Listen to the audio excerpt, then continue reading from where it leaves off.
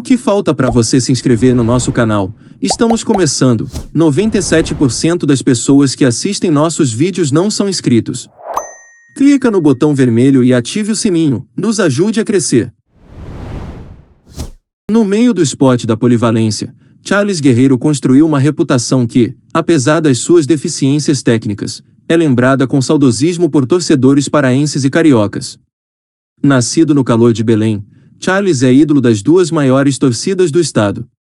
Não só pela vontade dentro dos gramados, mas por representar o nome do Pará nas fronteiras além do norte do país.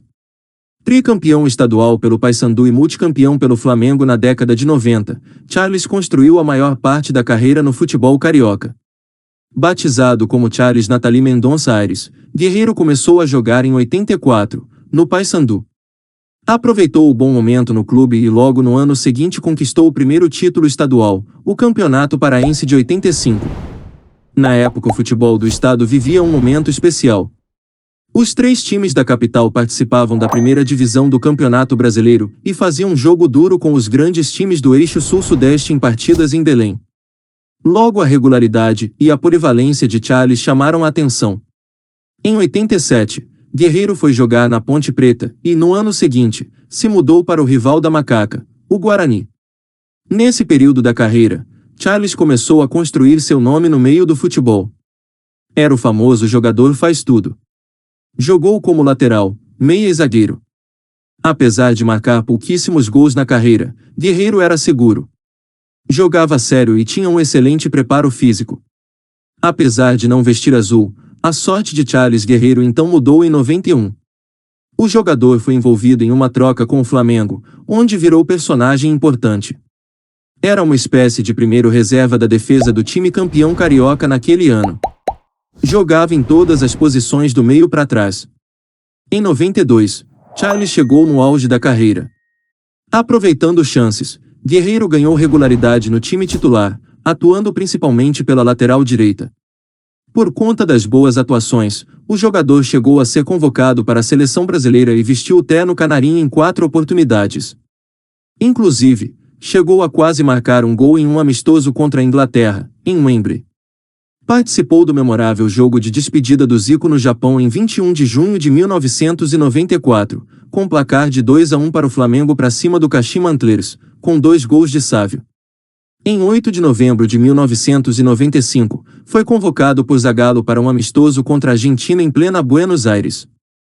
Chegou a entrar em campo no segundo tempo, ajudando a seleção a quebrar um tabu de 19 anos de jogos sem vitória na Argentina. Foi uma verdadeira batalha campal, mas no final Brasil 1-0 na Argentina, gol do estreante Donizete Pantera, na etapa inicial. No total, de 1991 a 1995, segundo o Almanaque do Flamengo, de Clóvis Martins e Roberto Assaf, Charles defendeu o clube em 246 jogos, 123 vitórias, 67 empates, 56 derrotas, ora como lateral direito, ora como cabeça de área, tendo marcado apenas 2 gols. Após 4 temporadas no Flamengo, Charles se transferiu para o Vasco, onde teve regularidade, mas não atingiu o mesmo sucesso. Depois do clube cruzmaltino, Guerreiro passou por Olaria e Fluminense antes de voltar ao futebol paulista, onde jogou por Inter de Limeira e Bragantino. Em 2000, já no final da carreira, Charles voltou ao Pará, onde começou sua jornada, vestiu a camisa das torcidas mais tradicionais do estado. Encerrou a carreira em 2002 jogando pelo Remo. Ao contrário de muitos ídolos do esporte, Charles Guerreiro estava longe de ser um primor técnico. Sempre muito viril e produtivo dentro dos gramados, Guerreiro tinha um excelente preparo físico e circulava por vários setores. Porém, tinha sérios problemas com a pontaria. Marcou poucos gols na carreira e era zombado por alguns colegas de equipe por isso. Porém, Charles se fez valer pela polivalência. Jogava em múltiplas posições e não comprometia o andamento técnico do time.